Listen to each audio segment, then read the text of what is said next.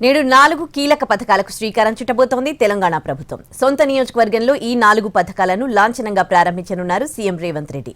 మార్చి 31 లోపు ఈ స్కీమ్స్ ను 100% అమలు చేయాలని లక్ష్యంగా పెట్టుకుంది తెలంగాణ సర్కార్. 6 గ్యారంటీల్లో భాగంగా ఇప్పటికే పలు హామీలను అమలు చేసిన రేవంత్ సర్కార్ ఇవాళ మరో 4 పథకాలను అమలు చేసేందుకు సిద్ధమైంది. రైతు భరోసా, ఇందిరమ్మ ఆత్మీయ భరోసా, ఇందిరమ్మ ఇళ్లు, రేషన్ కార్డుల జారీని ప్రారంభించనున్నారు.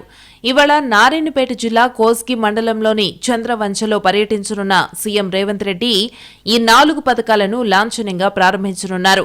రైతు భరోసా నిధులు విడతల వారీగా రైతుల ఖాతాల్లో జమ చేయనున్నారు.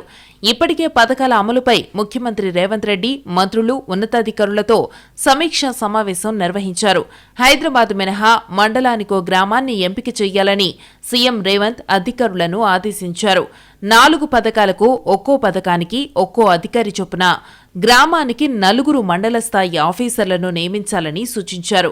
ఫిబ్రవరి మొదటి వారం నుంచి మార్చి 31లోగా రాష్ట్రంలోని మిగతా గ్రామాల్లో లబ్ధిదారులకు పథకాలు అమలు జరిగేలా చర్యలు తీసుకోవాలని ఆదేశించారు.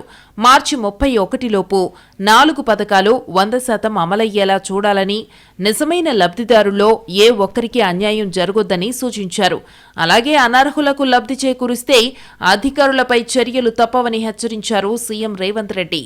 ఖమ్మం జిల్లా కొణిచెర్లలో డిప్యూటీ సీఎం భట్టి, కరీంనగర్ జిల్లా పోరెడ్డిపల్లి, మంచుపల్లిలో మంత్రులు పొన్నం, ఉత్తమ్ కుమార్ రెడ్డి, నల్గొండ జిల్లా గుండ్లపోచంపల్లిలో కోమటిరెడ్డి వెంకటరెడ్డి, ములుగు జిల్లా జీవంతరావుపల్లిలో సీతక్క ఈ 4 పథకాలను ప్రారంభించనున్నారు.